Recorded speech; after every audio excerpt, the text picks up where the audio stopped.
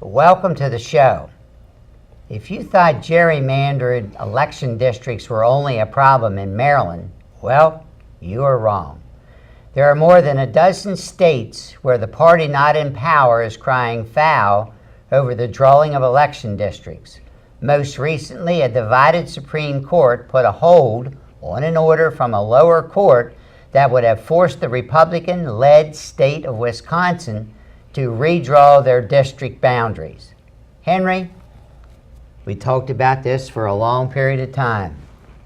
What are your thoughts on gerrymandering? Well, gerrymandering's bad, but let's strip away Republican or Democrat out of the equation. Okay, party in power. If we look, Republicans are guilty of it. Democrats are guilty of it. Okay, in Maryland we have a Democrat-led legislator that has gerrymandered, and we have the majority of the districts are now, save one, Democrat. Wisconsin, North Carolina, they're more Republican. It's kind of foolish in how you think about it, because we want the citizens of the state to be represented, and what they're doing is they're plucking just enough numbers in so that their party can maintain their control, which steals the voice of the people, and that's not really what I think our constitutional form of government was after. How about you, Ken? I'm really appalled by a lot of the gerrymandering that I've seen. I'm going to give a great example for Maryland. And it's not Western Maryland. Western Maryland is actually less gerrymandered than other parts of the state.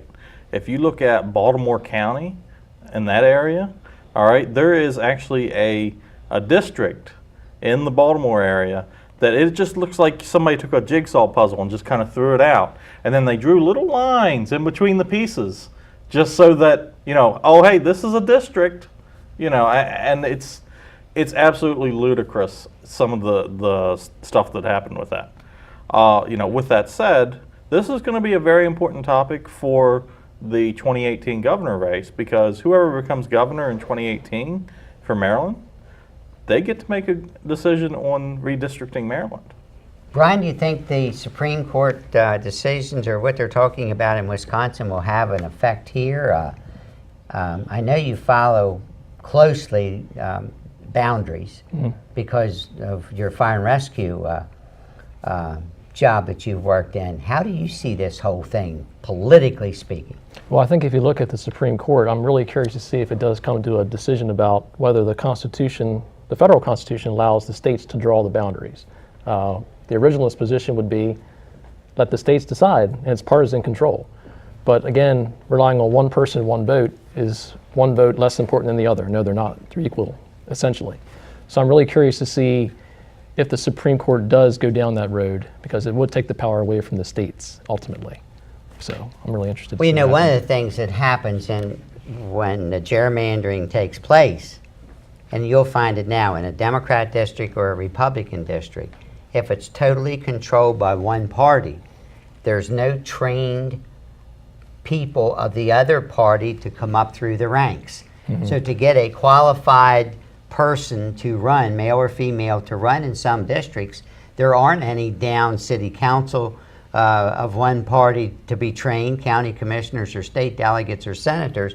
There's one political party. So for the other political party, it'd be like the race that's just happened this week, where somebody that ran didn't even live in the district because there was no qualified folks that specifically lived in that district, because it was all one political party. And it's strange because you don't have to live in the district to run for Congress. Yes. In Maryland, you have to actually live in the legislative district. So you can have people that don't even live in the same region run. But the challenge we have, okay, in our CD6 district, do we have more in common with the Rockville, Montgomery County area, or do we have more in common with Emmitsburg? I think right here in this area, it's a little bit of both, because we get the urban sprawl coming out of Montgomery and into Frederick, but then obviously someone living in Oakland has very little in common with someone in Gaithersburg. Right, but I think they would focus probably more on the Frederick County area. Yeah, I call this the I-270, I-70 district, because that's really where it follows. Yeah, east to west. But the other Maryland district,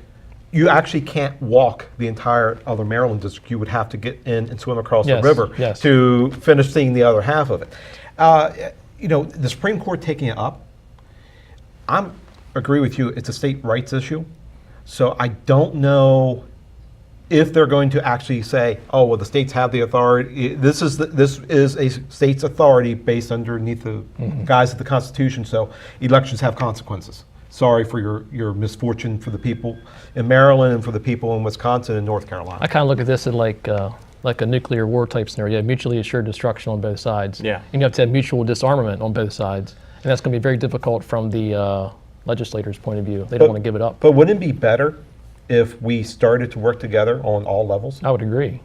Right now, no one wants to work together, and that's why that's why we are That's where an we are. understatement. Okay, but really, that's why we are where we are. Yes, it was Governor O'Malley's administration that drew these lines, but before that, we didn't have as much gerrymandering. It wasn't that going on. long ago Maryland was divided 4-4 in its congressional delegation.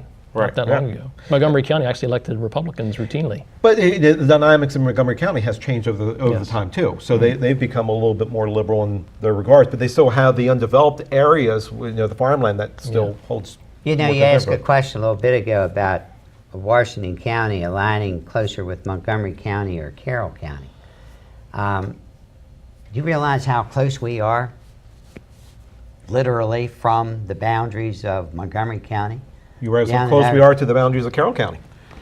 Not near as close as we Oh, I are to think you'd be Montgomery surprised. County. I think you would be surprised. I agree with what Brian said. Montgomery County, we have far more in concert with Montgomery County than we do Carroll County.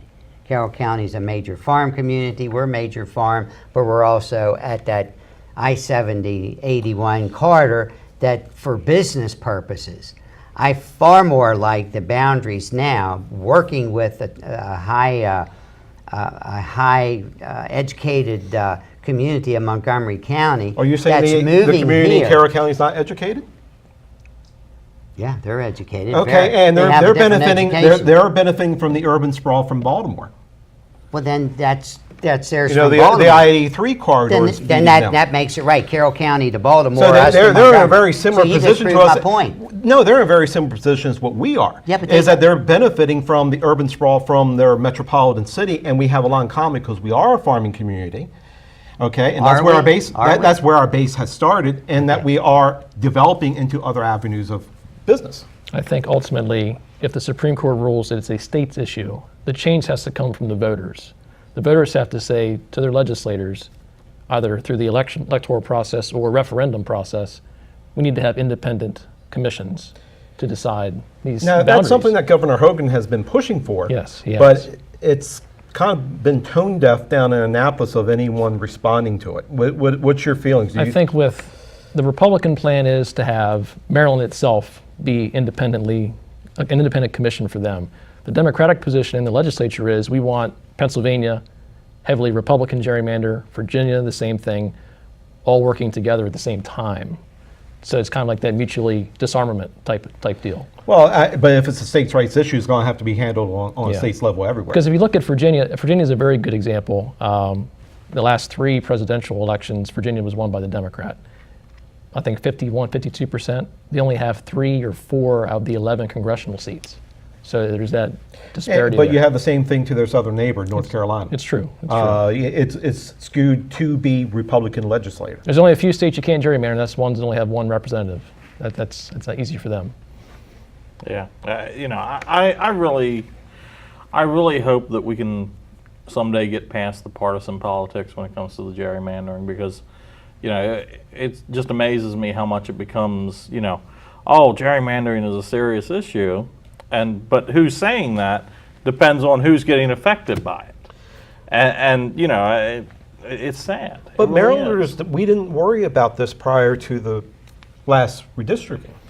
I And there- there that's was- true. There was a couple blips, okay, well, this district is a little off or whatever, but we really didn't worry about that too much. And then all of a sudden, because someone said, took a match to a firecracker and set it off, and now, oh, well, look how bad things are. Is it all because of the District 6? Is it No. all because of No. Delaney? What's it from? What's caused the problem now? Well, what's caused the problem is, I think in districts, speaking as a person that lives in District 6, I don't think Delaney's values represent the broader contemporaries of what was traditionally District 6, the Roscoe Bartlett District, the Beverly Byron District. I don't think those citizens are being as well represented. I would Can say you that- possibly say Beverly Byron, Goodloe Byron, and Roscoe Bartlett in the same sentence in politics? Totally two different political philosophies. Totally. I'm not arguing the point, but they got elected, didn't they? But that's exactly right. Okay. And now Bartlett didn't get elected. Well, I think Bartlett had his time to go. Well, And I will say, in that first election that Delaney won, Washington County is fully within the gerrymander. It's not divided at all. Right. Delaney won Washington County. He did not lose it. Now the last 2 times he has, but he's an incumbent now, so he's got a record. Well, I think we were probably tired of Roscoe, too. I think. well, you've had the last word on that, Henry, and we'll let Roscoe over there in West Virginia. Next up on the flip side, dead zones in the Chesapeake Bay. Where are they, and why are they expanding? We'll be back in 3 minutes.